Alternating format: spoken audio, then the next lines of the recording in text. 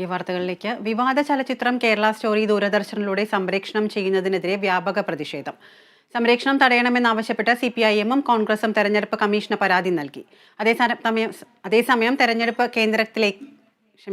അതേസമയം ദൂരദർശൻ കേന്ദ്രത്തിലേക്ക് DYFI പ്രതിഷേധ മാർച്ച് നടത്തി.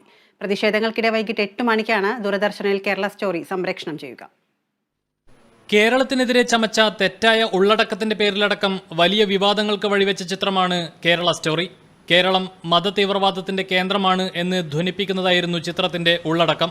എന്നാൽ പ്രതിഷേധങ്ങൾക്ക് പിന്നാലെ വസ്തുതാവിരുദ്ധമായ കാര്യങ്ങൾ ചിത്രത്തിൽ നിന്നും ഒഴിവാക്കേണ്ടി വന്നു. ഈ വിവാദ ചലച്ചിത്രമാണ് ഇപ്പോൾ ദൂരദർശൻ സംപ്രേഷണം ചെയ്യാൻ ഒരുങ്ങുന്നത്. ദൂരദർശന്റെ നടപടിക്കെതിരെ CPM സംസ്ഥാന സെക്രട്ടറി MV ഗോവിന്ദനും പ്രതിപക്ഷ നേതാവ് VD സതീശനും തെരഞ്ഞെടുപ്പ് കമ്മീഷന് പരാതി നൽകി. തെരഞ്ഞെടുപ്പിന് മുന്നോടിയായുള്ള പ്രദർശനത്തിന് പിന്നിൽ ഗൂഢലക്ഷ്യമുണ്ടെന്നും കേരളത്തിന്റെ മതസൗഹാർദ്ദ അന്തരീക്ഷം തകർക്കുമെന്നും പരാതിയിൽ പറയുന്നു. നമ്മുടെ സംസ്ഥാനത്തെ അപമാനിക്കുന്നതിന് തുല്യമായിട്ടുള്ള ഒരു സിനിമയാണ് കേരളത്തിൽ ഇതാണ് നടക്കുന്നത്. കേരളം ഇതാണ് എന്ന് ലോകത്തിന്റെ ബാക്കി ഭാഗങ്ങളിൽ തെറ്റായ രീതിയിൽ പ്രചരിപ്പിക്കുന്നതിന് വേണ്ടിയിട്ടുള്ള സിനിമയാണ്. ആ സിനിമ ഈ തെരഞ്ഞെടുപ്പ് നടക്കുന്ന ഘട്ടത്തിൽ ദൂരദർശനിൽ പ്രദർശിപ്പിക്കുക എന്ന് പറഞ്ഞാൽ സംഘപരിവാർ സർക്കാർ ഏത് നിലയിലേക്ക് പോകും എന്നതിന്റെ ഏറ്റവും അവസാനത്തെ ഉദാഹരണമാണ്.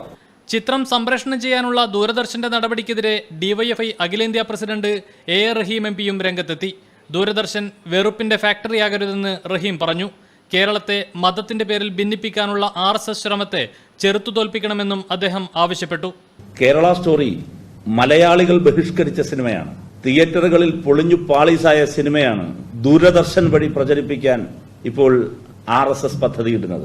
ദൂരദർശൻ വെറുപ്പിന്റെ ഫാക്ടറിയാകരുത്. ദൂരദർശൻ ഈ തെറ്റായ നിലപാട് പിൻവലിച്ച് സിനിമ പ്രദർശിപ്പിക്കാനുള്ള തീരുമാനം നിർത്തിവെക്കണം എന്നാണ് DYFIക്ക് ആവശ്യപ്പെടാനുള്ളത്.